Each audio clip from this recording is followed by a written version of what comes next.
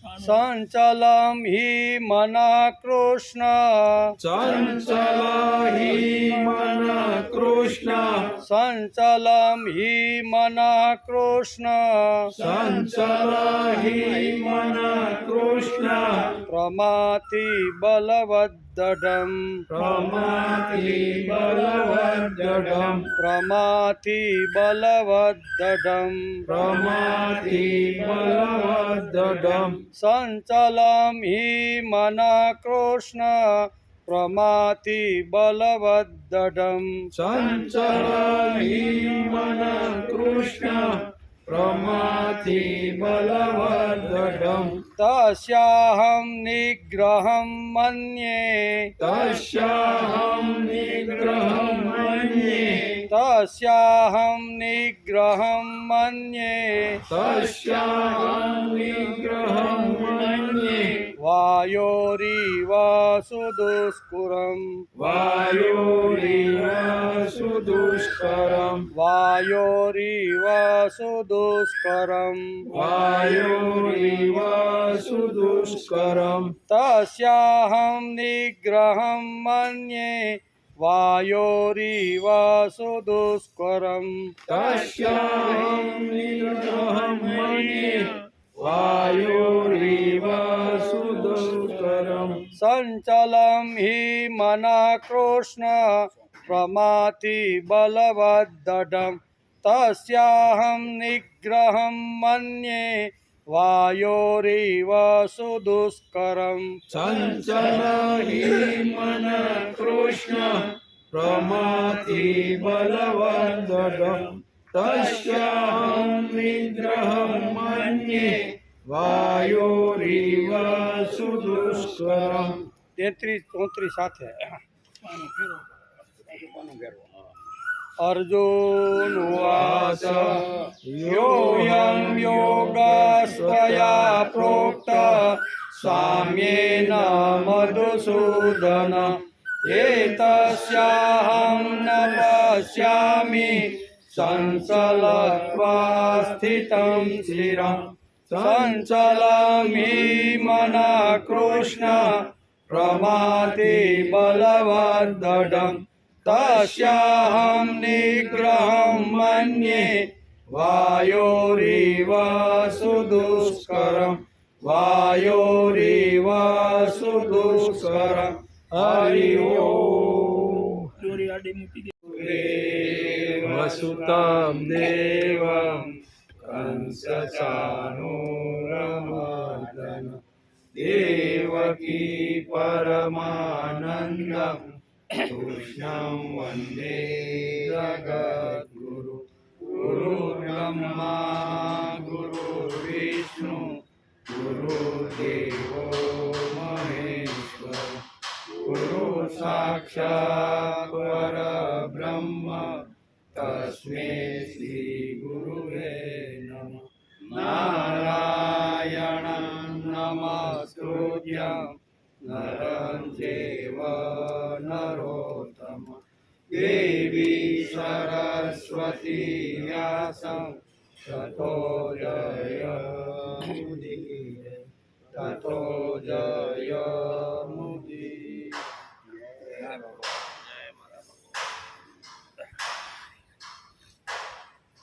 સંચલમ હિ મના કૃષ્ણ પ્રમાતિ બલવદ્દઢમ તસ્યાહમ નિગ્રહમ મન્યે વાયોરીવ સુદુષ્કુરમ હિ કૃષ્ણ મન સંચલમ પ્રમાથી કેમ કે હે કૃષ્ણ મન ઘણું જ સંસર અને પ્રમથન સ્વભાવનું છે. દઢમ બલમ તસ્ય નિગ્રહમ અહમ મન દ્રઢ એટલે કે જિદ્દી છે અને બળવાન છે. એને વશમાં કરવાનું હું આકાશમાં રહેલા વાયુને રોકવાની પેઠે ઘણું દુષ્કર માનું છું. મનની વાત ભગવાન અર્જુનને કહે. આજે શ્રીમદ ભગવદ્ ગીતા ચિંતન શરૂ થયું એનો 322મો દિવસ. ગઈકાલે આપણે છઠ્ઠા અધ્યાયના 33મા શ્લોકને નમસ્કાર કર્યા. એમાં અર્જુનનો પ્રશ્ન હતો. 2 શ્લોકની અંદર અર્જુન ભગવાનને પોતાની શંકા, પોતાના પ્રશ્નની રજૂઆત કરે છે. એમાં ગઈકાલે એના પ્રશ્ન કયો હતો એનો થોડો વિચાર ગઈકાલે આપણે કર્યો. આજે બીજા શ્લોકની અંદર પણ ભગવાનને અર્જુન પોતાની શંકા વ્યક્ત કરતા કહે છે. શું કહે છે કે હે મધુસૂદન, આપે સમભાવે જે આ યોગ કહ્યો હતો, પણ મન સંચલ હોવાને લીધે હું આ યોગની નિત્ય સ્થિતિને જોઈ શકતો નથી. હે મધુસૂદન, મન સંચલ છે, તેથી એવી સ્થિતિ લાવવી ખૂબ કઠણ છે. સંચલ મનમાં આવી સ્થિતિ કેમ આવે? અહીંયા તારો અને મારો મતભેદ છે એમ ભગવાન કીધું. આપણા નિર્ણયો જ બધા અસ્થિર છે. સ્થિતમ સ્થિરામ ન પશ્યતિ. નિર્ણય કરીએ કે સ્વાધ્યાય વગર ખરો રંગ નથી, સ્વાધ્યાય નિયમિત કરવો જોઈએ, એવું ઘણીવાર આપણે નિર્ણય કરી કે ભાઈ સ્વાધ્યાય વગર જીવન નકામું છે. એટલે આપણે ઘણીવાર આવા નિર્ણયો કરતા હોય છે. આ રંગ જો જીવનને લગાડવો હોય તો નિયમિત સ્વાધ્યાય કરવો જોઈએ. 2-4 દિવસ કરીએ પછી મિત્ર મંડળ મળે અને એને એમ કે આના કરતાં નામ જપ સારો, એમ કે હું સ્વાધ્યાયમાં ધીમે ધીમે માણસ જવા લાગે, એને લાગે કે સ્વાધ્યાય જ મને મારા જીવન વિકાસના બારામાં ઉપયોગી છે. પણ ઘણો સમય જતાં 2 મિત્રો મળે ને શું કરે છે તો કે સ્વાધ્યાયમાં જાઉં છું. એટલે કે સ્વાધ્યાય કરતાં તો નામ જપ સારો. 108 પારાની માળા લઈ લઈ અને એનું નામ જપ કરી રાખી એ ખૂબ સારું. સ્વાધ્યાયમાં તો નિયમિત જવું પડે. 8:30 તો હાજરી આપવી પડે, નિયમિત જવું પડે. એના કરતાં નામ જપ બહુ સારો. આમ ઘણા મિત્રો ઘણીવાર આવું બોલતા હોય છે. તેથી સ્વાધ્યાયમાં તો નિયમિત જવું પડે, બીજાનો સમય સાચવવો પડે. નામ જપ તો આપણા હાથમાં જ છે, ગમે ત્યારે કરી. એ કે આના કરતાં તું આ કરવા લાગની, એમ માણસ ઘણીવાર આવી રીતના મિત્રો સાથે જ્યારે મળે ત્યારે ઘણીવાર આ વાત કરે. પછી વળી મિત્ર કહે કે આપણે સ્વાધીનમાં જે સુખ છે તે સુખ પરાધીનમાં નથી, એમ વળી પાછી ભલામણ કરે. બરાબર, સ્વાધીનમાં જે સુખ છે એટલે એના કરતાં પરાધીનમાં નથી. પરાધીનમાં તો સમયસર જવું પડે, ખુરશી ઉપર સાંભળવું સારું લાગે કે ન લાગે પણ કઠણ થઈને બેસવું પડે, અમુક નિયમો પાળવા પડે. ત્યાં બીડી પીવાય નહીં, તમાકુ ખવાય નહીં, માવા સોળાય નહીં. હવે આના કરતાં તું આ તો પરાધીન થઈ ગયો, એના કરતાં સ્વાધીન સારું હોય. મને કદાચ નામ જપતા જપતા મોઢામાં તું બીડી રાખી, નામ જપ કોથળીમાં રાખી તોય કાંઈ વાંધો ને. આમ ઘણા લોકો ઘણી રીતે સ્વાધ્યાયમાં જતા પોતાના મિત્રને આવી રીતની વાત કરતો હોય છે.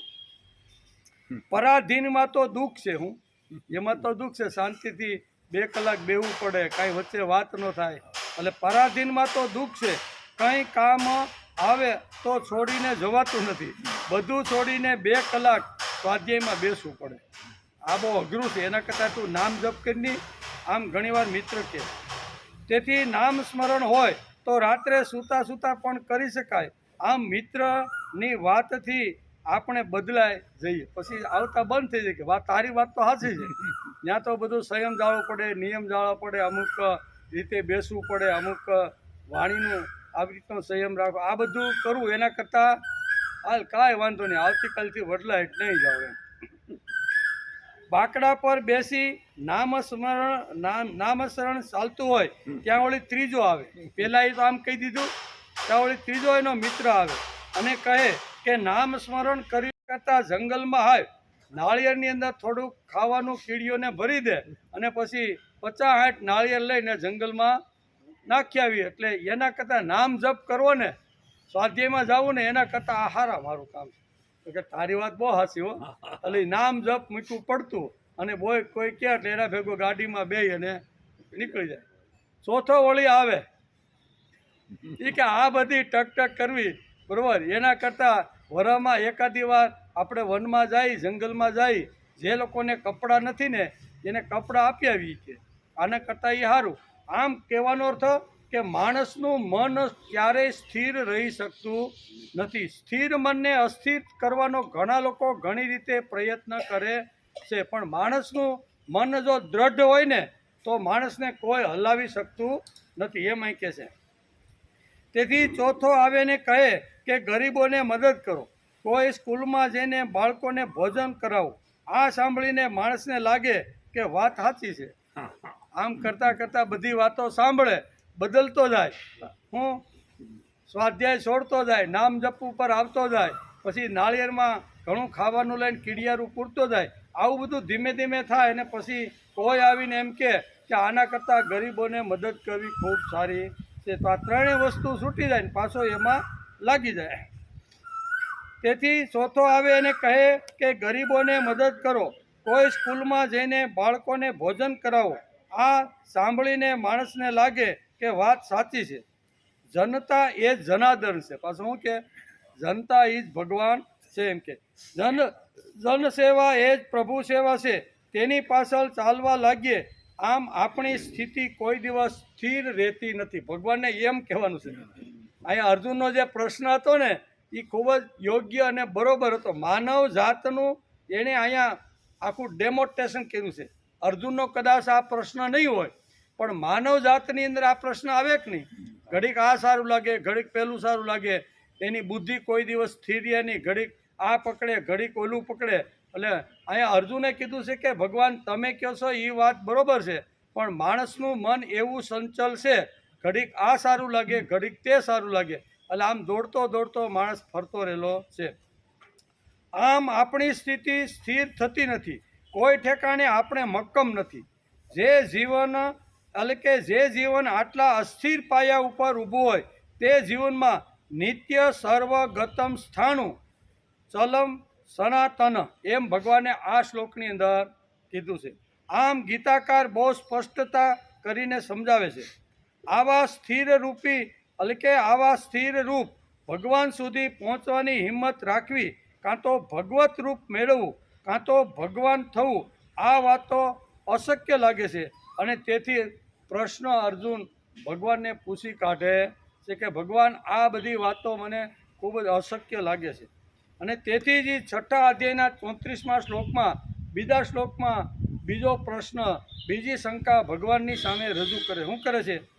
સંચલમ હિ મના કૃષ્ણ પ્રમાથી બલવદ્દઢમ તસ્યાહમ નિગ્રહમ મન્યે વાયોરીવાસુ દુષ્કરમ. આ શંકા કોની છે? અર્જુનની. અર્જુન આપણો પ્રતિનિધિ છે, એટલે માનવ જાતના પ્રતિનિધિ તરીકે કદાચ વ્યાસ લખે છે કે આ એનો પ્રશ્ન શંકા હોય.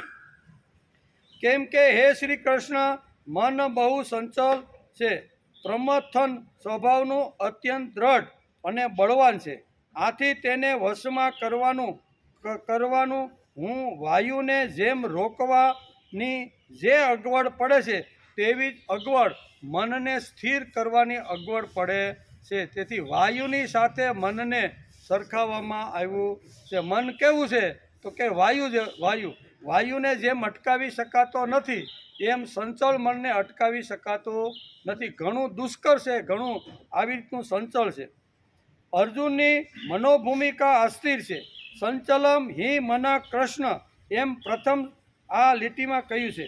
અર્જુન ચિત્ત શબ્દ નથી વાપરતો, મન શબ્દ વાપરે છે. એ પણ આપણે ગઈકાલે જોતા હતા. અહીંયા ભગવાને અર્જુને શું શબ્દ વાપર્યો? મન શબ્દ વાપર્યો છે, ચિત્ત શબ્દ વાપર્યો નથી. ચિત્તમાં ચિદનો ભાગ આવે, એટલે કે ચૈતન્યનો ભાગ આવે. આ શબ્દ શ્રેષ્ઠ છે. તેથી ચિત્ત ન વાપરતા અર્જુને ભગવાનને મન શબ્દ વાપરીને પોતાની શંકા રજૂ કરી છે. અર્જુને આ શ્લોકમાં ચિત્ત શબ્દ ન વાપરતા જાણી જોઈને મન શબ્દ વાપર્યો છે. એમ કે જેનો ભગવાન જોડે સંબંધ જ નથી, એટલે કે એ ચિત્ત નથી. ભગવાનનો અને મનનો દૂરથી પણ સંબંધ લગાડવાનું કારણ નથી એમ અર્જુનને લાગ્યું. મનનો સંબંધ તો ભગવાનની સાથે, અંદર ચૈતન્યની સાથે મન, એટલે કે શું કહેવાય, ચિત્તનો સંબંધ તો છે જ. ચિત્તનો સંબંધ અંદર ભગવાન બેઠેલો જે આવી રીતના છે એની સાથે ચિત્તનો સંબંધ છે, પણ અહીંયા મનનો સંબંધ ભગવાનની સાથે નથી. એ તો મન તો આખું અલગ છે એવું અહીં કહે છે. અર્જુને આ શ્લોકમાં ચિત્ત શબ્દ ન વાપરતા જાણી જોઈને મન શબ્દ વાપર્યો છે. જેનો ભગવાન જોડે સંબંધ જ નથી એ ચિત્ત નથી. ભગવાનનો અને મનનો દૂર સુધી પણ સંબંધ નથી એમ અર્જુનને લાગ્યું છે. તેથી અહીંયા સંચલમ હિ મન કૃષ્ણ એમ કરીને મનની વાત અર્જુન કરે છે. મન અર્જુનને તકલીફ આપે છે, તેથી અર્જુનને ચીડાઈ ગયેલો હોય એવું લાગે છે. કેમ કે મને અર્જુનને તકલીફ આપી છે. જે ઉત્સાહ, જે સ્ફૂર્તિ, જે ચૈતન્ય લઈને યુદ્ધના મેદાનમાં આવ્યો હતો કે આજે જ હું યુદ્ધને ખલાસ કરી અને હસ્તગત કરી લે, આવા ઉત્સાહ, સ્ફૂર્તિ અને ચૈતન્ય લઈને આવેલો જે અર્જુન હતો એ યુદ્ધના મેદાનમાં ગયા પછી ઢીલો ધપ થઈ ગયો. એટલે અર્જુનને અહીંયા લાગ્યું કે આ બધી મારો ઉત્સાહ, સ્ફૂર્તિ, ચૈતન્ય ખલાસ કરવાનું મન જ છે. તેથી મન ઉપર અહીં એટેક કરે છે. હું સંચલમ હિ મન, એટલે ક્યાં એણે કીધું મનને કહે છે કે મન જ આવું છે, મારો ઉત્સાહ તોડવાનું, મારું સ્ફૂર્તિ અને ચૈતન્ય ખલાસ કરવાનું જો કોઈએ કામ કર્યું હોય તો એ મારા મને કર્યું છે. તેથી અર્જુન અહીં ચીડાઈ ગયેલો હોય એવું આ શ્લોકમાં લાગે છે અને ભગવાનને સીધો જ કહી જશે કે સંચલમ હિ મના કૃષ્ણ, મારું મન અત્યારે આવી રીતનું સંચળ થઈ ગયું છે. તેથી મને અર્જુનને તકલીફ આપી છે. તેથી અર્જુન ચીડાઈ ગયેલો છે, કેમ કે મને અર્જુનને તકલીફ આપી છે. ઘડીકમાં આમ તેમ લાગે છે. મન અતિ સંચળ છે. નીતિશાસ્ત્રોએ બધા એટલે કે સંચલોનું લિસ્ટ તૈયાર કર્યું છે અને તેમાં મનને પ્રમુખ બનાવ્યો છે. કે આપણા નીતિશાસ્ત્રમાં ઘણા બધા શ્લોકો એવા છે. એક શ્લોક એવો છે કે મકાર એટલે કે મન ઉપર આવતા પહેલો શબ્દ જેમાં મ આવે ને એવા મ શબ્દના 10 શબ્દો એને ભેગા કર્યા. કોઈને? આપણા નીતિશાસ્ત્રીએ.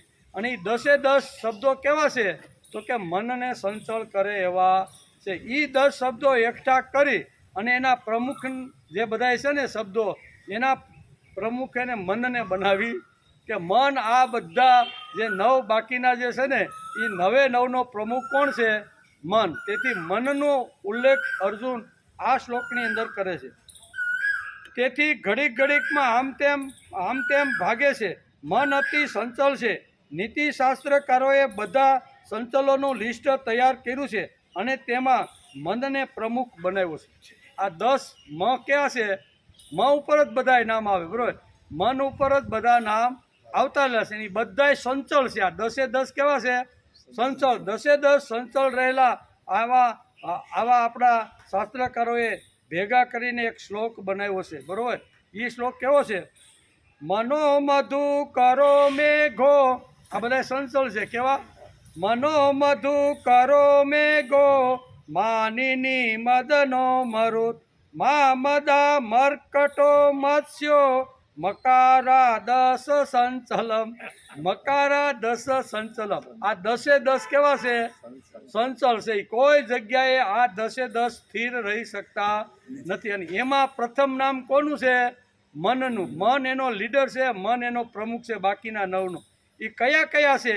તો આપણા નીતિશાસ્ત્રકારોએ સુંદર મજાનો એક શ્લોક લખી અને આ મકારનો આપને સમજાવવાનો પ્રયત્ન કર્યો છે. એમાં પહેલી વાત આવે છે, શું આવે છે? મનો એટલે મન. મનો મધુ કરો. શું કે છે? આમ આપણી સ્થિતિ સ્થિર નથી, કોઈ ઠેકાણે આપણે મક્કમ નથી. જે જીવન આટલા અસ્થિર પાયા ઉપર ઊભું છે તે જીવનમાં નિત્ય સર્વગતમ સ્થાણું સંચલયો સનાતન. આમ ગીતાકાર સ્પષ્ટ રીતે આ વાત આપને સમજાવે છે કે 10 જે મકારો છે એ મકારોનો લીડર મન છે. અને મનનું આવું રીતનું નીતિશાસ્ત્રકારોએ એક લિસ્ટ તૈયાર કર્યું અને એ બધાના પ્રમુખ તરીકે મનને મૂકી દીધો છે. આ જે 10 સંચળ છે એમાં મ થી શરૂઆત થાય છે. બધા કેવા? બધા સંચળ છે અને બધા મથી શરૂ થાય છે. મકાર છે તેમાં પહેલો નંબરનો પ્રથમ શ્રેણીનો માનહાર પૂજાર્થ પ્રેસિડેન્ટ જો કોઈ હોય તો એ મન છે. કેવું? મન 99નો લીડર છે એમ અહીંયા કહે છે. પહેલું મન, બીજો ભમરો. કેવું? પહેલું મન, બીજો ભમરો, ત્રીજો મેઘ, ચોથો માનિની એટલે સ્ત્રી, પછી કામદેવ, મરુત એટલે વાયુ, પછી લક્ષ્મી, મદ, મદ એટલે ઉન્નતપણું, મરકટ એટલે વાનર, માછલી. આ બધાય 10 કેવા છે? મકાર. બધા મ ઉપર સંસ્કૃતમાં એના નામ. આ બધા 10 ઈ સંચળ છે. તેથી અહીંયા આપણા નીતિશાસ્ત્રકારોએ સુંદર મજાના 10 મકારને સાથે રાખી એક શ્લોક બનાવી અને એમાં મનને પ્રથમ મૂકી અને એણે આ પ્રમુખ બનાવી દીધો છે. એટલે અર્જુનની વાત ખોટી નથી. સંચલમ હિ મન કૃષ્ણ. હે કૃષ્ણ, મન અતિ સંચળ છે, કોઈ જગ્યાએ સ્થિર રહે એવું હું જોતો નથી, એમ અર્જુન આ કહે છે. તેથી અર્જુન કહે છે કે સંચલમ હિ મન કૃષ્ણ, મન અતિ સંચળ છે. અર્જુનની શંકા ખોટી નથી. એક પણ અક્ષર ખોટો બોલ્યો, એ ખોટું નથી બોલ્યો. વાત તો એની બરોબર છે. આ 10 મકાર છે. નીતિશાસ્ત્રકારો કહે છે કે પ્રથમ નામ મનનું છે, બીજો મધુકર છે, ભમરો એક ફૂલથી બીજા ફૂલ ઉપર ઉડતો સ્થિર છે, ભમરો સ્થિર નથી. પછી એટલે કે ભમરો એટલે કે મધુકર સ્થિર રહેતો નથી. એમ એક ફૂલથી બીજા ફૂલ ઉપર રસ સૂચતો ઉડતો રહેલો છે. મેઘ છે, સતત આકાશમાં ફરતો હોય છે, એમની સ્થિતિ સ્થિર નથી. છે મેઘ એટલા વાદળા જુઓ તમે, એની સ્થિતિ સ્થિર નથી. એક સ્ત્રી છે, તે અતિશય સંચળ છે, એમ નીતિશાસ્ત્ર કહે છે. હું નથી કહેતો. સ્ત્રી કેવી છે? સંચળ. સવારે આ ગમે, બપોરે બીજું ગમે. રોંઢ એમ કે ના ના, સવારે મેં વાત કીધી હતી ની ખોટી, હવે આપણે આમ કરવાનું. મન સ્ત્રીનું સંચળ છે. સવારે એક કહે, બપોરે બીજું કહે અને ત્રીજું કહે, એનું કાંઈ ઠેકાણું નહીં. અને મદન એટલે કામદેવ. કેવો? એ પણ સ્થિર નથી, એ પણ સંચળ. આ જે 10 શું કહેવાય મકાર છે એનું વર્ણન અહીંયા શાસ્ત્રકારો કરે છે. મરુત એટલે વાયુ, એ સ્થિર છે નહીં. આપણી પાસે આવે, ગાલ પાસે ઠંડક આપીને પાછો નીકળી જાય. પછી માં લક્ષ્મી, એ પણ સંચળ છે. મદ એટલે કે ઉન્મત્તપણું, એ પણ સંચળ છે. એટલે કે મદ કંઈ સતત રહેતો નથી, એ પણ સંચળ છે. એમ કે માણસને સારું લાગે કે હું મોટો છું, ઘડીકમાં થોડાક સમય પછી લાગે કે હું મોટો છે ને હું તો હલકો છું. શા માટે મોટો કે હલકો તેમાં તે નિર્ણય કરી શકતો. એટલે માણસનું મન સંચળ છે ને, એની વાત અત્યારે અર્જુન ભગવાનને સમજાવી રહ્યા છે કે મન એવું છે કે મન ક્યારેય સ્થિર રહી શકતું નથી. એના ઉદાહરણો આપીને સમજાવવાનો પ્રયત્ન કરે. પછી મરકટ એટલે વાનર, એના જેટલો કોઈ સંચળ નથી. તે ચૂપચાપ બેસે જ નહીં. એક ડાળીથી બીજી ડાળી, બીજી ડાળીથી ત્રીજી ડાળી. એ કોઈ દી વાનર કોઈ દી ચૂપ બેસતો નથી, બેસી શકતો નથી. પછી મત્સ્ય એટલે માછલી, માછલી પણ સ્થિર રહી શકતી નથી. એટલે કે માછલી તે પણ સંચળ છે. 10નું અસ્થિર પાયા ઉપર ઊભેલું જીવન છે, એ ક્યાંય ટકતું નથી. તેથી અહીંયા નીતિશાસ્ત્રકારો આ એક ઉદાહરણ આપીને મનની સ્થિતિની વાત સમજાવી રહ્યા છે. જેમ અર્જુને ભગવાનને સમજાવી મન સંચલન કરીને વાત કરી, એમ આપણા નીતિશાસ્ત્રો પણ આ જ વાત કરે છે. આપણું પણ ઘણીવાર તેવું થાય છે. કોઈ ઉપર આપણો પ્રેમ સ્થિર થતો નથી, પ્રેમ ભાવ ટકતો નથી, બદલતો રહે છે. પહેલો પ્રેમ બા ઉપર હતો, બાળપણ આપણું હતું, બા પાસે મમ કરવાનું હોય, પેટ ભરવાનું હોય, એટલે બાળકને મા ઉપર આત્યંતિક પ્રેમ હોય જ નહીં. આજે પણ જુઓ, 2-4 વર્ષનું બાળક હોય અને એને ગમે તેટલું સમજાવો અને એને કહો દીકરા આમ ને આમ કરવું, એટલે દોડતો એની બા પાસે જાય. બાને પૂછે કે બાપાએ અથવા આ કાકાએ કીધું એ સાચું ખોટું. તમે જોયો, આ પ્રયોગ આપણા ઘરમાં થતો જ હોય છે. આપણે કોઈ વાત બાળકને કહી એટલે સીધી માની લેતો નથી. એ સીધો એની મા પાસે પહોંચી અને કહે છે કે મને આ કાકાએ આવી રીતનું કીધું, એ સાચું કે ખોટું? એટલે બા ઉપર પહેલો પ્રેમ કેવો હોય છે બાળકને? મા ઉપર એને આત્યંતિક પ્રેમ હોય છે. પહેલો પ્રેમ એને બા ઉપર હોય છે. પછી ધીમે ધીમે જેમ જેમ બાળક મોટું થતું જાય છે તે પ્રેમ ઘટતો જાય છે અને બાપા ઉપર લાગે. શા માટે? બાપા પાસેથી ઘણી જરૂરિયાતની વસ્તુની જરૂર પડે. ભણવા જવાનું હોય, પાટી પેન લેવાના હોય, કાંઈ બજારમાંથી નવા કપડાં લેવાના, તો કોની જરૂર પડે? બાપા લક્ષ્મીનો ભંડાર છે એટલે એની પાસેથી બધું મળે. એટલે મા ઉપરથી પ્રેમ થોડોક ઓછો થાય અને બાપા ઉપર પ્રેમ લાગે. ધીમે ધીમે મોટો થાય, ભણી ગણીને ભણવા જાય, તૈયાર થાય તો કોલેજની અંદર એના દોસ્તારો ઉપર મા બાપ કરતાં દોસ્તારો ઉપર પ્રેમ વધતો જાય. માનો પ્રેમ ઘટે, બાપનો પ્રેમ ઘટે અને પાછો દોસ્તારો ઉપર એનો પ્રેમ વધતો જાય છે. પછી લગ્ન થાય એટલે આ બધાનો પ્રેમ થોડોક ઓછો થઈ જાય અને પત્ની ઉપર પ્રેમ થાય છે. બાળકો પછી પત્ની ઉપર પ્રેમ થાય, બાળકો જન્મે એના ઉપર પ્રેમ થાય, ગુરુ ઉપર પ્રેમ થાય, તે પણ ટકતો નથી. આ બધા પ્રેમ કેવા છે? ઉતરતા. એટલે બધા ઘડીક આના ઉપર પ્રેમ, એના ઉપરથી ઓછો થાય તો આના ઉપર વધે, એમ કરતાં કરતાં પ્રેમ બધા વધઘટ થતા રહેલા છે. તેથી સંચલ મનની સ્થિતિની વાત કરી અને ભગવાન કહે છે કે માણસનું મન, માણસનું જીવન કોઈ દિવસ સ્થિર રહી શકતું નથી. તેથી સંચલમ હિ મન કૃષ્ણ એમ કરીને આ શ્લોકમાં પ્રથમ લીટીમાં જ ભગવાનને અર્જુને આ શબ્દ કીધો. તેથી સતુ દીર્ઘકાળ નૈરંતર્ય સત્કારા સેવિતો દ્રઢભૂમિ.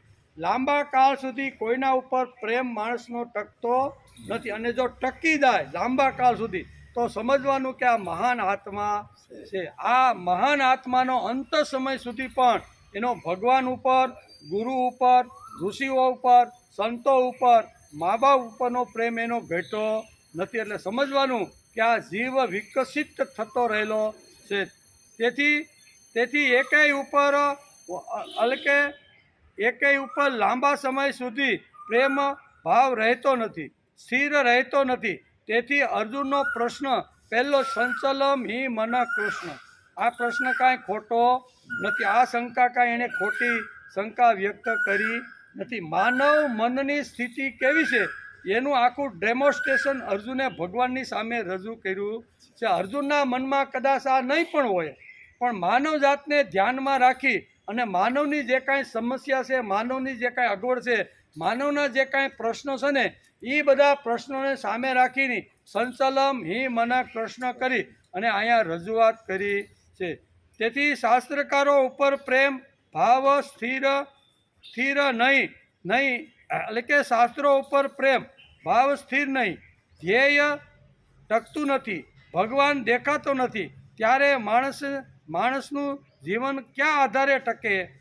કોઈને કોઈનો આધાર તો માણસને જીવન જીવવા માટે જોઈ કે ન જોઈ? આધાર વગર જેમ વેલ ચડતી નથી. વેલ ચડાવવાની હોય ને, કોઈ આપણી કારેલીનો વેલો હોય કે ગલકાનો કે તુરિયાનો વેલો હોય તો એની અંદર જો ફળ લાવવાના હોય ને તો એને કોઈને આધાર લઈને કોઈ નાનું એવું એને આધાર બનાવવો.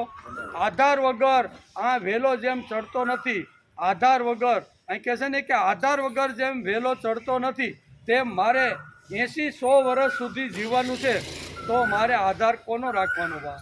આધાર વગર આ જીવન રહી શકતું નથી. અને તેથી જ ભગવાને બધા રમકડા ઊભા કરી દીધા.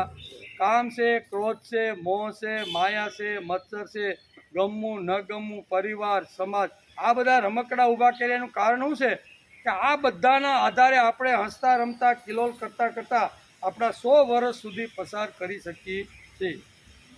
તેથી કોઈને કોઈનો આધાર તો લેવો જ પડે છે. આધાર હોય તો જ જીવી શકાય, બરાબર. 60-70 થાય કે પ્રાણ જતો નથી તેથી જીવે છે, રહેવું પડે છે. તેથી કહે છે કે 60-70ના કોઈ માણસમાં ઉત્સાહ અલગ. દશેરા આવે કે જન્માષ્ટમી આવે પણ નાચવાનું એને મન થતું. 60-70 થાય એટલે સીધું માણસના મનની અંદર રસકસ બધો ઉડતો હોય એવું લાગે છે. પણ આ રસકસ શું કહેવાય? સતુ દીર્ઘકાળ નૈરંતર્ય સત્કારા સેવિતો દ્રઢભૂમિ. એમ આપણું શાસ્ત્ર કહે છે કે 60-70 કે 80 વર્ષના થયા પણ જે ઉત્સાહ આપણો યુવાનીમાં હતો ને એ જ યુવાન 80 વર્ષે આપણો ટકવો જોઈ, પણ ટકતો નથી અને નહીં ટકતો હોય. તેથી અર્જુનના ધ્યાનમાં આ બધી વાતો આવી છે. તેથી અર્જુને આ ફટનારાનો ભગવાનની સામે પોતાની શંકા, પોતાનો કાંઈ પ્રશ્ન હતો ને એ મૂકી દીધો. તેથી અહીં કહે છે કે 60-70ના કોઈ લોકોમાં ઉત્સાહ થતા, એટલે કે ઉત્સાહ જોવા મળતો નથી. આવા ઉત્સવોમાં ગાંડા ઘેલા થવાનું મન થતું નથી. નાનપણમાં દિવાળીમાં ગાંડો ઘેલો થઈ કોડિયાઓને પ્રગટાવતો હતો. હવે તેમાંથી પણ ભાવ ઉડી ગયો. બાળપણની અંદર આપણે નાના 7-8-10 વર્ષના હોય ને, બા તારે નથી કર્યું, લા આપણા હાથમાંથી દીવા બત્તી લઈને કે ને લાવો હું કરી નાખું. એ જે ઉત્સાહ હતો એ 70મા વર્ષે ટેકો ને. એનું કારણ કે એ સ્થિર રહી શકતો નથી એમ કે. તેથી નાનપણમાં દિવાળીમાં ગાંડા ઘેલા થવાનો જે ઉત્સાહ હતો, જે કોડિયું પ્રગટાવવાનો જે ભાવ હતો ને, તે ભાવ 70 વર્ષ પછી રહેતો નથી એમ. ભલે તેમાં ભાવ નથી રહ્યો, પણ ગીતા વાંચવામાં, ગીતા સાંભળવામાં તો છે જ ને. ના, એમાં પણ રસ રહ્યો નથી. ક્યાંય રસ રહ્યો નથી. તમામ રસ દુનિયાએ ખેંચી લીધો. ક્યાંય રસ નહીં. કદાચ કોઈને કાંડું પકડીને ગીતા સાંભળવા તમે લઈ આવો ને, તો એક દિવસ આવે, આપણું માન રાખે કે હાલ તમે બહુ આગ્રહ કરો છો એટલે આવું. પણ એક દિવસ ગીતા સાંભળ્યા પછી ઓ આવું શું સાંભળે? કારણ કે પહેલેથી ટેવ એવી ન હોય એટલે એને આ વાત ગમતી નથી. તેથી એમાં પણ એને રસ રહેતો નથી. તેથી ભર્તુહરિ રાજા થઈ ગયા આપણા ભારતની અંદર. એણે ખૂબ સરસ 3 શતકો લખ્યા છે. કેવા? એમાં એક નીતિ શતક છે, શૃંગાર શતક છે અને વૈરાગ્ય શતક. આ એના 3 શતકો છે. શતક એટલે 100ના શ્લોકની અંદર સુંદર મજાના 3 ગ્રંથો એણે લખ્યા છે. અને એમાં એક અહીંયા શું કહે છે, વૈરાગ્ય શતકમાં એક શ્લોક છે. શું છે? ભોગા ન ભૂખતા વયમેવ ભોગતા. શું લખ્યું છે એણે? ભોગા ન ભૂખતા વયમેવ ભોગતા. માણસ ભોગ ભોગવી શકતો નથી. માણસને જ ભોગ ખલાસ કરી નાખે છે અને અંતે અચ્યુતમ કેશુતમ થઈ જાય. ભોગો તો રહેવાના, ભોગો માણસ પૂરા ભોગવી શકવાનો નથી એમ ભર્તુહરિ રાજા કહે છે. ભોગ મર્યા પછી પણ ભોગ તો રહેવાના છે. પૂરા ભોગ માણસ ભોગવી શકતો નથી. ભોગાન એટલે કે ભોગાન ભૂખતા વયમેવ ભૂખતા. આપણી વય પૂરી થાય ત્યાં સુધીમાં બધા જ ભોગો માણસ ભોગવી શકતો નથી. ભોગ રહી જાય છે અને માણસનું અસ્યુતમ કેસ્યુતમ થઈ જાય છે. એમ કોણ કહે છે? વૈરાગ્ય શતકની અંદર ભર્તુહરિ રાજાએ આ બધી વાતો લખી છે. જેમ શેરડીના રસવાળા, આપણે સિસોડા હાલે ને ઉનાળામાં બહુ હાલતા હોય, એટલે આપણે રસ પીવા માટે જાય. એટલે કે ભાઈ 2 ગ્લાસ રસ બનાવી દે. 2 મિત્રો હોય ને એટલે 2 હાંઠા કાઢે ઓલામાં અને નાખે. 1 વાર નાખે, 2 વાર નાખે, 3જી વાર ભેગો કરે, વચ્ચે આદુ નાખે, લીંબુ નાખે, વળ ચડાવે, પાછો આમ 4-5 વાર કરી અને પછી રસ કાઢીને પછી આપણને આપે. એમાં કોઈ બાજુમાં 3જો જણો ઊભો હોય અને એને સિસોડાવાળાને એમ થાય કે હાલ આને મારે કંઈક આપવું છે, એમ કરીને રસ કાઢી નાખેલો સોતો એને આપે તો એને અપમાન લાગે કે નહીં? એ કે આ રસ કાઢીને મને આપતો રહેલો છે. એમ શેરડીના હાથામાંથી રસ નીકળી જાય અને પછી કાંઈ રહે નહીં, સોતો રહે અને પછી ક્યાંય મન એનું સ્થિર થતું નથી. મન અસ્થિર થાય. હવે જાવું ક્યાં?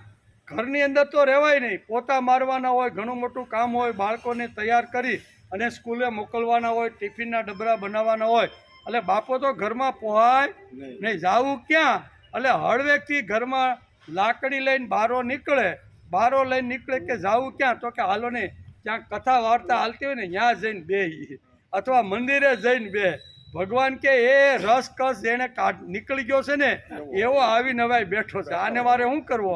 આમાં તો કાંઈ રસ નથી. રસ વગરનો માણસ જેમ બીજા માણસને ગમતો નથી એમ ભગવાનને પણ આ માણસ ગમતો નથી. પણ થાય હું?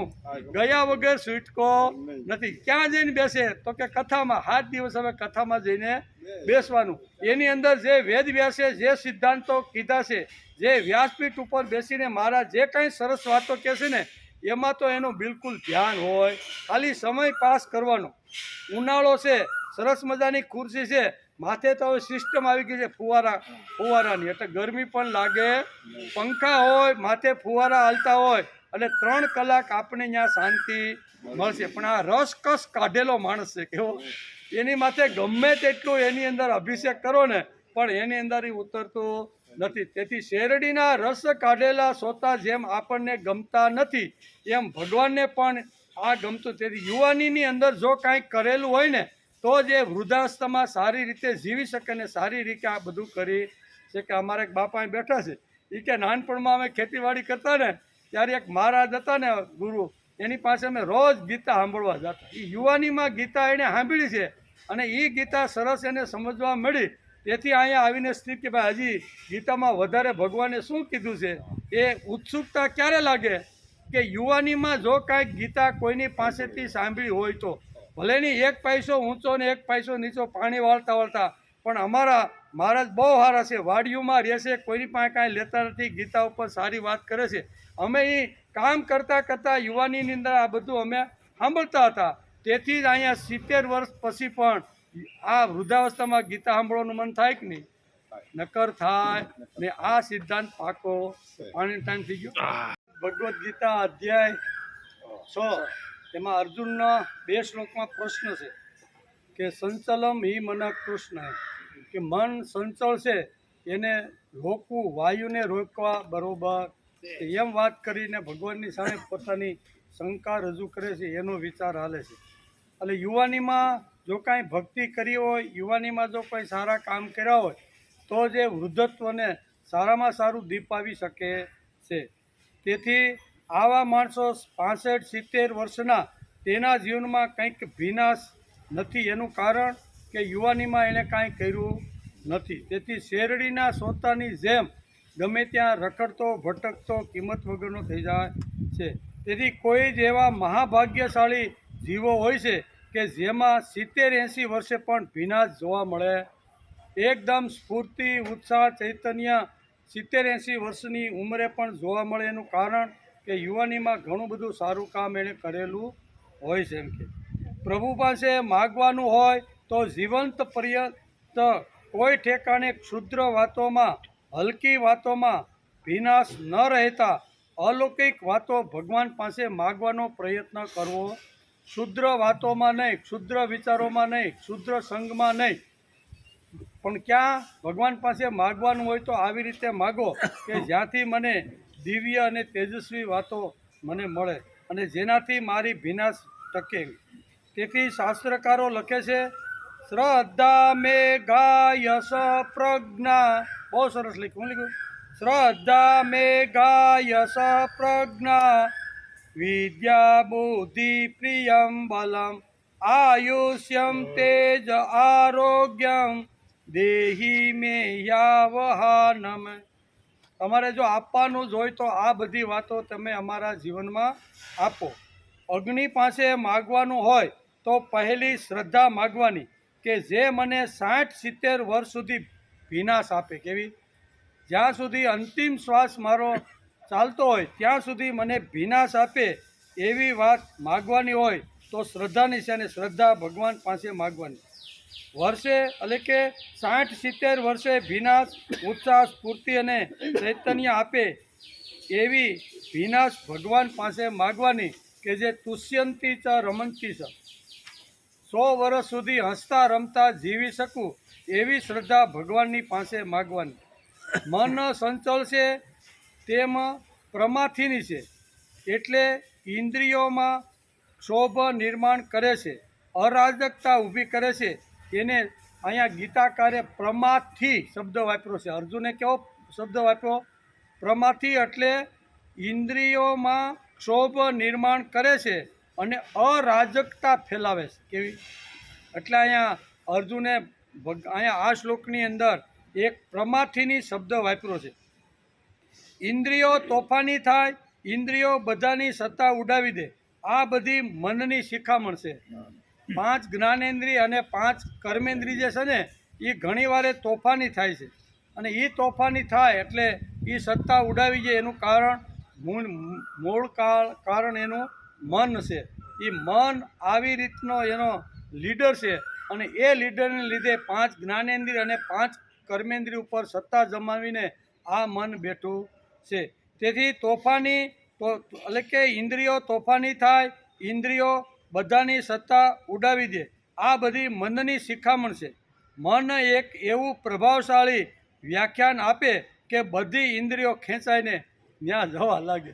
મનમાં આ તાકાત છે. મન કદાચ એક વ્યાખ્યાન આપી દે, ઇન્દ્રિયો કદાચ આડાવડી જવાનો પ્રયત્ન કરતી હોય, સારી જગ્યાએ જવાનો પ્રયત્ન કરે, અને અહીંયા મનને થાય કે આને મારે ત્યાં જવા દેવી નથી, એટલે એવું પ્રભાવશાળી એક વિચાર, એક ચિંતન અથવા એક ચિંતનિકા એવી આપે ને, તો બધી 10 ઇન્દ્રિયો કે વાત મનની સાચી છે. એટલે મન, આ મનની તરફ બધી ઇન્દ્રિયો દોડી જાય છે.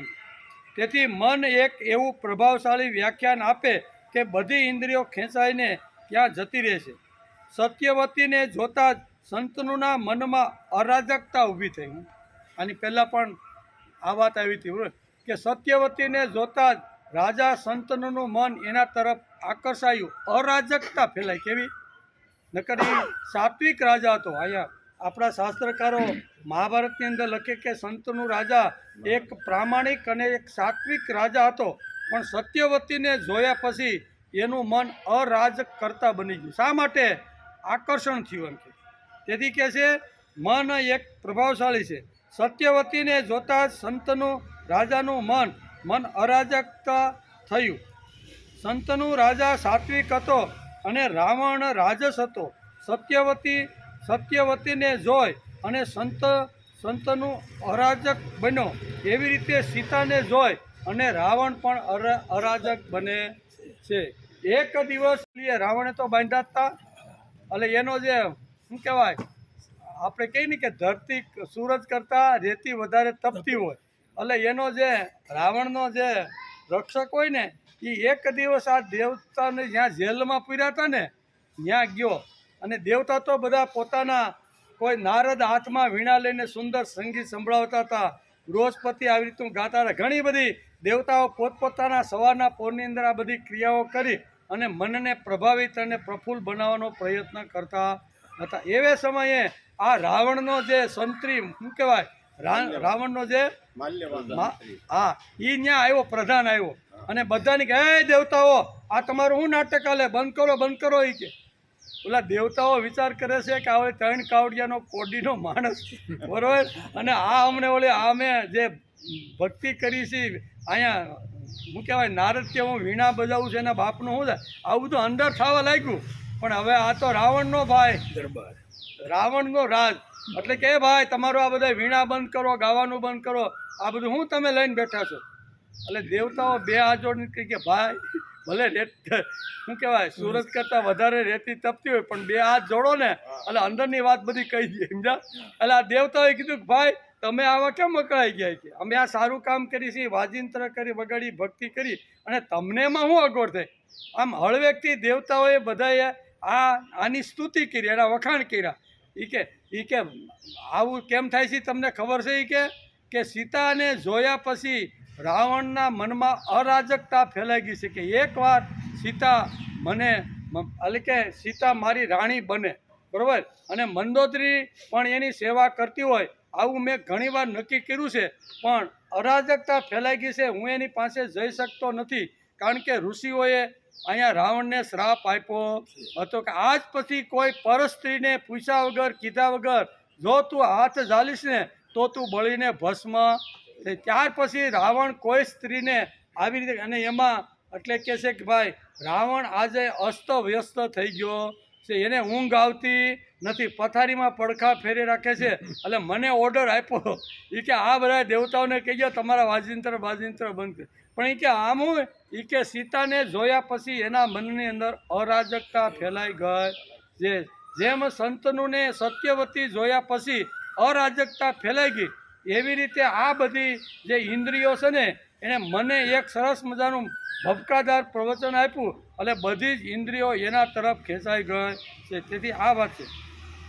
તેથી સત્યવતીને જોતા જ સંતના મનમાં અરાજકતા ઊભી થઈ છે. રાવણના મનમાં પણ એક અરાજકતા ઊભી થઈ છે. આ શ્લોકમાં જે પ્રમાથી શબ્દ એક વાપર્યો છે, આ શ્લોકમાં એક શબ્દ અર્જુને શું વાપર્યો છે? પ્રમાથી. એ એક વિશેષણ છે, તે અર્જુને ઉપયોગ કર્યો છે. ગળે ન ઉતરે એવું આ વિશેષણ છે. ગળે ન ઉતરે એવું વિશેષણ અર્જુને આ શ્લોકની અંદર વાપર્યું છે. પ્રમાથી એટલે તોફાની. કેવો? પ્રમાથીનું હાવ ગુજરાતી કરવું હોય તો એનો અર્થ થાય છે તોફાની. મન કેવું છે? તોફાની છે. એટલે અહીંયા મનના માટે ગીતાની અંદર અર્જુને પ્રમાથી એક શબ્દ વાપર્યો છે. એટલે કે મન ખૂબ જ તોફાની છે. રાવણને ખાવાનું ભાવતું નથી, ઊંઘ આવતી નથી, કારણ બધી ઇન્દ્રિયો ઉપર એની અસર થઈ ગઈ છે. સીતા મળતી નથી, તેથી એના મનની અંદર અસ્થિરતા ઊભી થઈ ગઈ છે. અર્જુને એક શબ્દ આ શ્લોકમાં વાપર્યો છે બલવત. કેવો? એક શબ્દ અર્જુને આ વાપર્યો છે બલવત દ્રઢમ. મન સંચલ છે, પ્રમાથી છે અને અતિશય હઠીલું છે. સમજાવીને થાકી જઈએ તો પણ મન માનતું નથી, આવું મન તોફાની મન છે. આટલા શબ્દો મનની માટે અર્જુને આ શ્લોકની અંદર અહીંયા વાપર્યા છે. મન સંચલ છે, તોફાની છે, હઠેલું છે.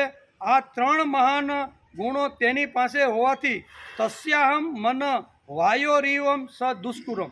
છેલ્લી લીટીમાં હું અહીંયા અર્જુને કીધું છે કે આ ત્રણ પ્રભાવશાળી છે. મનના જે આ જે છે ને એ મનના ત્રણ અતિશય પ્રભાવશાળી આ તત્વો છે. તેથી અહીંયા કહે છે કે તસ્યાહમ મન્યે વાયોરીવ સ દુષ્કૃમ. વાયુને રોકવા બરાબર જેમ માણસ પ્રયત્ન કરે અને વાયુ જેમ રોકાતો નથી એમ મન પણ રોકી શકાતું નથી, કારણ કે મન એટલું પ્રભાવશાળી છે. મન એટલે કે વાયોરીવ અતિ કઠણ છે, કઠણ અને અશક્ય આવા પ્રકારનું લાગે છે. તેથી દુષ્કર્મ શબ્દ વાપર્યો છે. દુષ્કર્મ એટલે દુષ્કર, શક્ય નથી, નિતાંત અશક્ય છે. કાયમ માટે આ વાત શક્ય નથી. મન સંચલ છે એ વાત કાયમ માટે અશક્ય છે. અર્જુન ભગવાનને કહે છે કે અમારી વૈયક્તિક સ્થિતિ અસ્થિર છે. હઠીલા માણસને પહોંચી જ ન વળાય.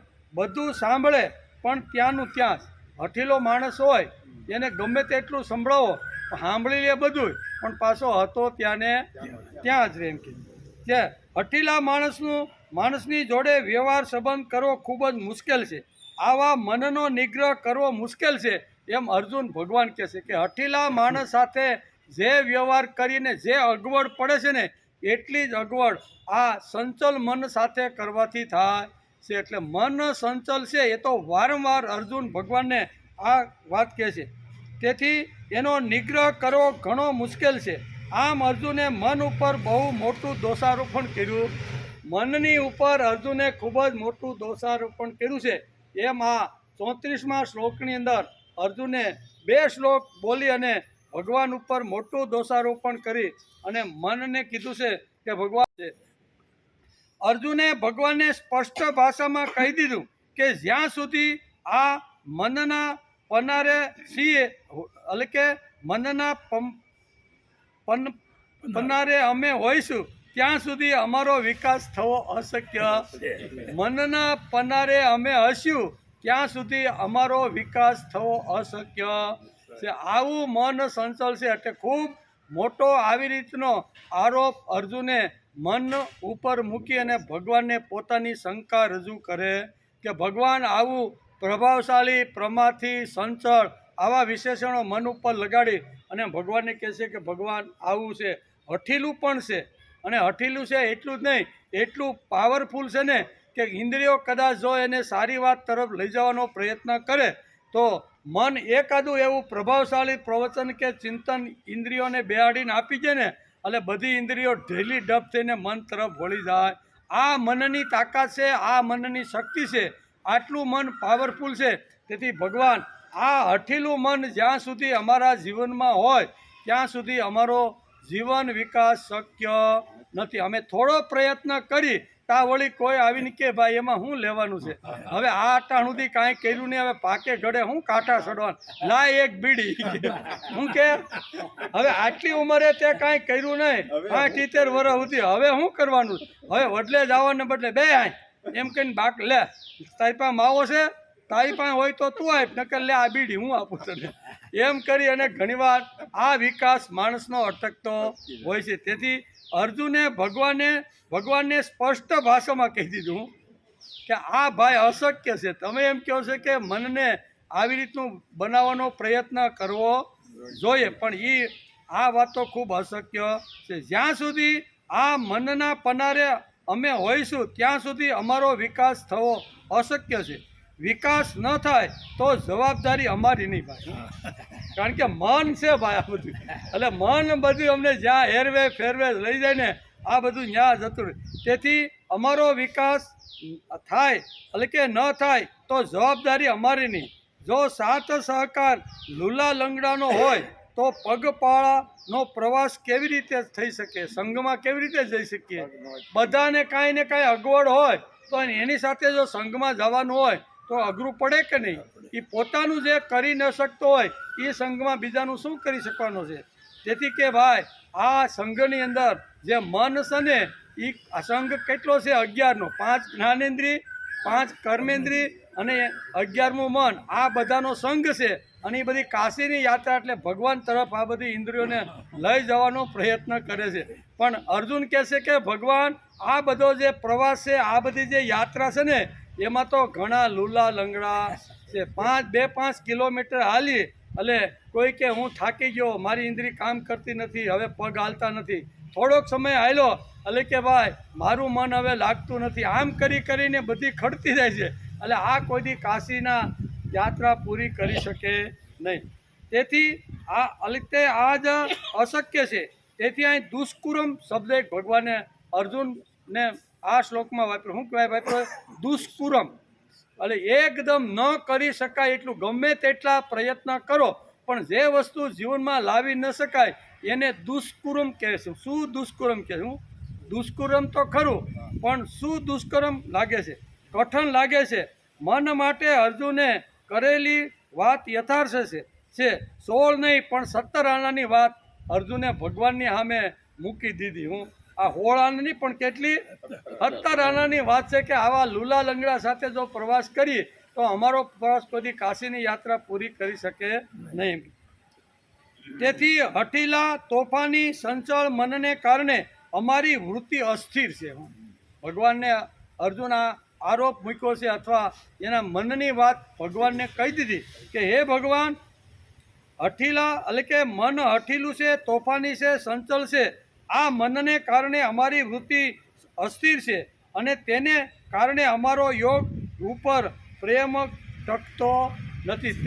તમે યોગ સ્થિતિ જે આગળ વાત કરીને કે યોગની અંદર માણસની મતિ બુદ્ધિ સ્થિર થવી જોઈએ. તમે તો આગલા શ્લોકમાં કહી દીધું, પણ અમારી મતિ અહીંયા યોગ ઉપર સ્થિર થતી નથી, કારણ કે આ બધા હઠીલા રોગથી ઘેરાઈ ગયેલું આખું શરીર અમારું છે અને એનો લીડર પાછો મન છે અને મન ખૂબ સંચળ છે. એ સારી સ્થિતિ તરફ જવા દેવાનું પ્રયત્ન કરતો નથી. તેથી અમારો જો વિકાસ ન થાય ને તો એમાં અમારું કોઈ કારણ નથી, એમાં કારણ તું છો. એમ ભગવાન ઉપર આરોપ અર્જુન મૂકે છે કે અમારો વિકાસ જો અટકી જાય ને તો એનું મુખ્ય કારણ તું છો, કારણ કે મન તે અમને આપેલું છે. અને મન કેવું છે? સંચળ, ચારે બાજુ ફરતું રહેલું જે મન છે ને અમારું આડું અવળું ગયું છે. કંઈક નવા જૂના કાંઈક કર્યા છે ને એમાં બધી જવાબદારી તારી ઉપર છે. એમ અર્જુન આ છેલ્લા શ્લોકમાં કહે છે. જે સાધનોથી યોગ પાસે જવાનું છે તે સાધન એટલે મન. કેવું? જે સાધનથી યોગ એટલે ભગવાનની સાથે જોડાવાનું છે, ભગવાન સાથે જોડાઈ જવાનું છે.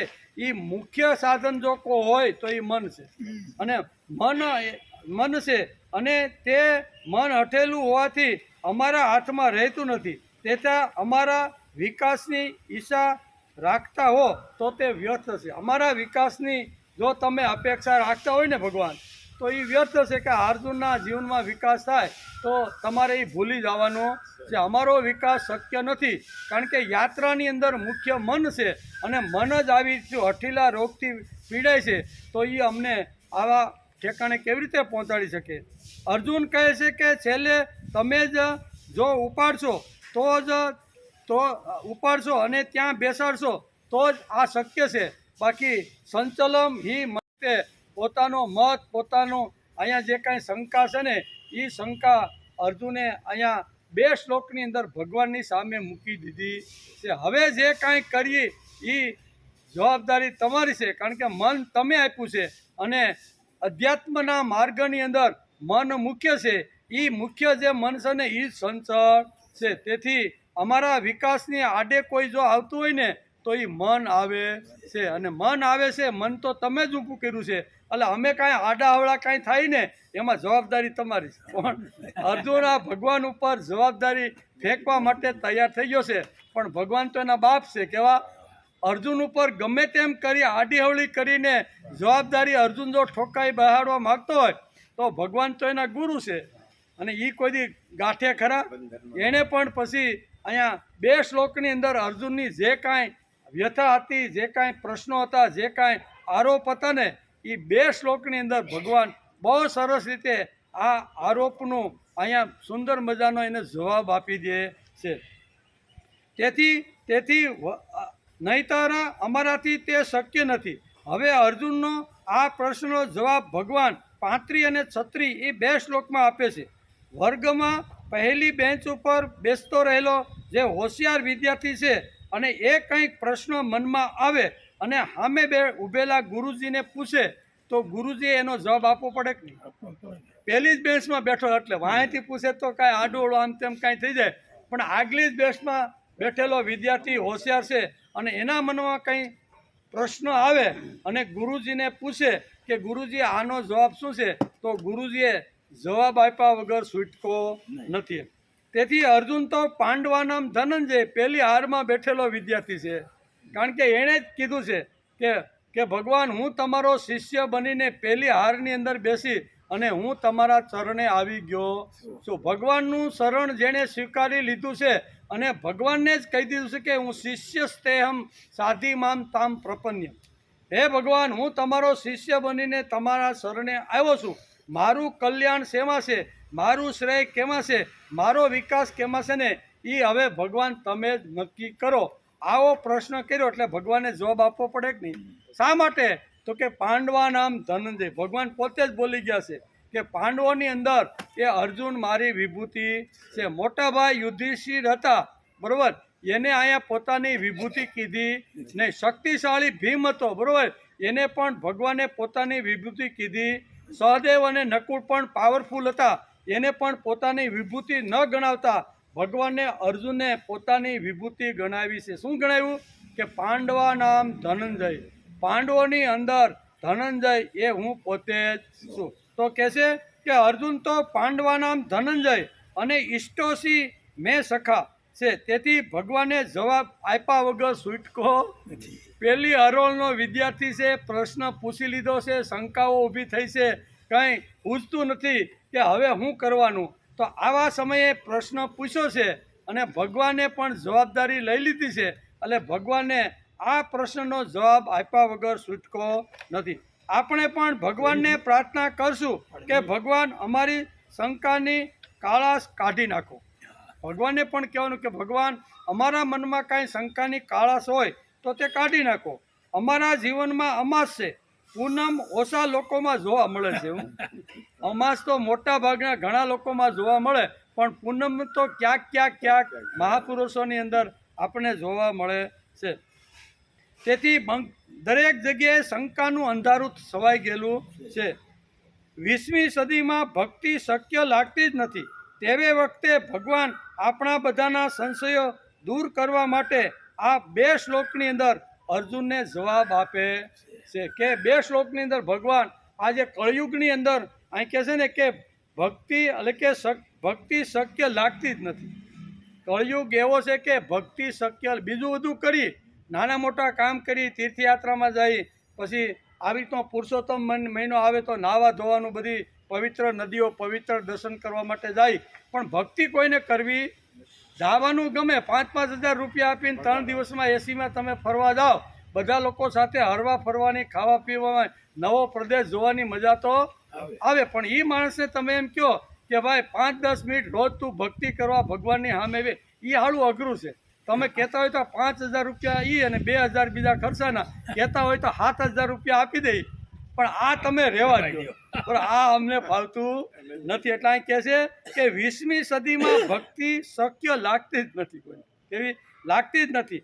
તેવે વખતે ભગવાન આપણા બધાના સંશયો છેદવા માટે 2 શ્લોકની અંદર ભગવાન સરસ મજાની આ ભક્તિ કેવી રીતે કરી શકાય, અર્જુનના સંશયો કેવી રીતના છેદી શકાય, અર્જુનના મનની શંકા કેવી રીતની દૂર કરી શકાય, એ અહીંયા 35 અને 36 2 શ્લોકની અંદર ભગવાને અર્જુનના સંશય નિર્મૂળ કાઢવાનો પ્રયત્ન કર્યો છે. એનો વિચાર આપણે આવતીકાલે આવશું ત્યારે આ શ્લોકની અંદર આ ભગવાને અર્જુનની જે કાંઈ શંકા છે, સંશયો છે, જે કાંઈ આવી રીતની મનની કાંઈ વ્યથા છે ને એના જવાબ 2 શ્લોકની અંદર આપ્યા છે. અને ફરીથી પાછો 2 શ્લોક પૂરા થાય એટલે પાછો અર્જુન ભગવાનને પ્રશ્ન કરવાનો જ છે. પણ આપણે આ 2 શ્લોકની અંદર ભગવાન શું કહે છે એનો હળવેકથી સમજવાનો આપણે પ્રયત્ન કરીને આવતીકાલથી આ 2 શ્લોકને આપણે સમજશું, બરાબર.